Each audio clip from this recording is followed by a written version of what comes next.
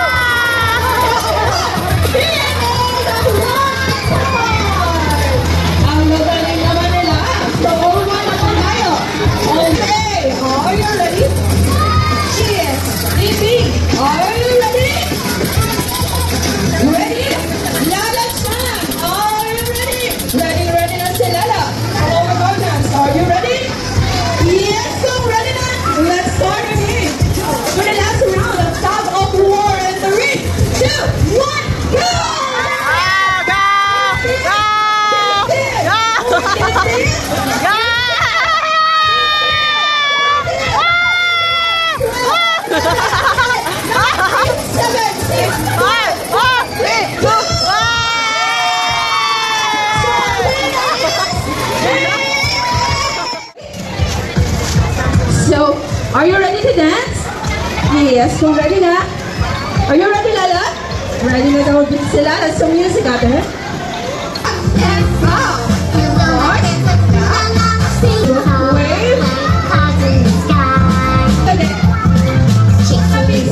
Stick your hands in the sky and sing. Come on and sing with me. Ay, good job! Palakpakan naman natin ang ating mga sarili. Okay. 2, 1, surprise! Up, just sit down. Wait for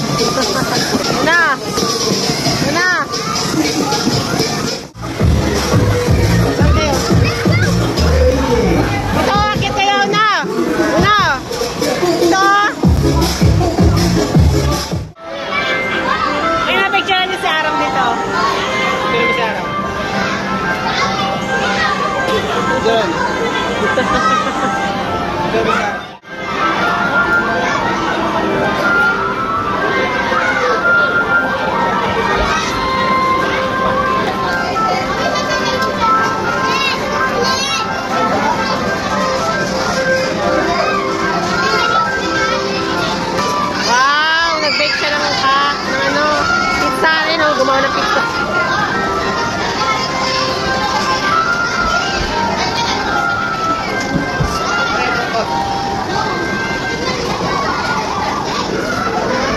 Share kayo, share.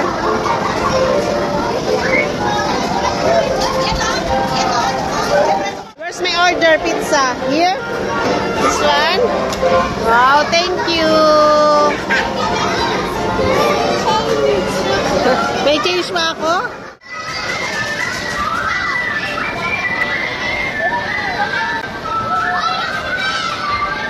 Kapag pinasyal nyo nga mga mi ang inyong mga anak dito sa Kids Zone ay kailangan naman talaga nating magbaon ng maraming energy dahil napaka-hyper talaga nila.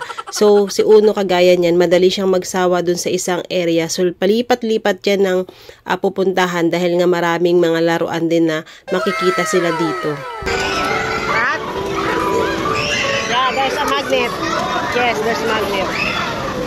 Bali, second time na pala ni Uno dito mga mi sa Kids Zone. So, yung unang pagpunta namin dito ay 2 hours yung inabil namin. Pero ngayon ay 1 hour lang kasi talagang sobrang nakakapagod din pala talaga magpunta rito sa Kids Zone dahil nga kagaya ni Uno ay paikot-ikot siya dito kaya habol din ako ng habol sa kanya kung saan siya pupunta. Syempre naman, kailangan hindi nawawala sa paningin natin ang ating mga anak. What is this? Ano to? Ampalaya? This one, tomato. Ito, sa may padulasan. Ay. Wala na yatang energy. Ay. Ito na. Kaya ara mo. Uy.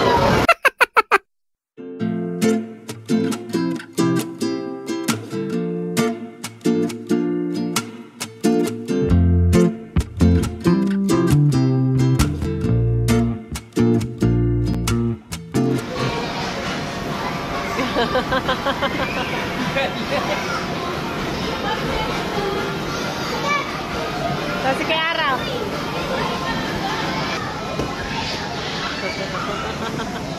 Sana si Uno. Yun na, kay Araw.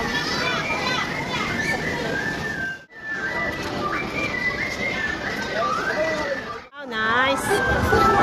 You have to connect. You connect it. Connect like that, no? Yes. I know. Like that, oh. You have This to, is carbon dioxide. Yeah. Carbon dioxide. That's like carbon dioxide.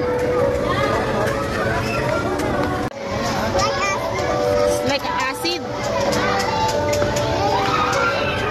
Ay, salamat. Finally, mga mi, at nakaupo na rin tayo after 30 years. Oh my goodness, talaga namang napagod din ako dito kakahabol kay Uno. Talaga hindi kasi siya nagpipermi sa isang lugar. So, ayan, kahit pa paano nakaupo na rin tayo at talaga namang naging busy siya dito sa mga binubuo na mga ito. Pagkatapos nga ni Uno dun sa mga wooden magnet, so dito naman siya lumipat sa mga building blocks. Isa rin ito sa mga laruan na gusto ni Uno at talaga nabibigyan niya ng focus yung ganitong klaseng laruan bukod sa pagdodrawing or coloring. Yan talaga yung mga hilig niya. Share ko lang rin mga mi, ang entrance fee dito sa Kids Zone na kapag 1 hour, 240, pag 2 hours, 340, pag 3 hours, 400. Kapag may additional guardian naman, kailangan magbayad ng 120 pesos. Make sure lang rin mga mi, kapag pumunta kayo dito, kailangan yung mga bata ay naka-medyas, pati guardian kailangan din naka-medyas. Pero kung wala naman kayong dalang medyas, pwede naman kayong bumili dito sa Kids Zone. At huwag nyo rin kalimutan mga mi, yung oras ng out nyo dito para hindi kayo ma-additional charges. So yun lang, thank you for watching. Dahil pa-out na rin kami niyan mga mi, please don't forget to subscribe, like, and share. God bless!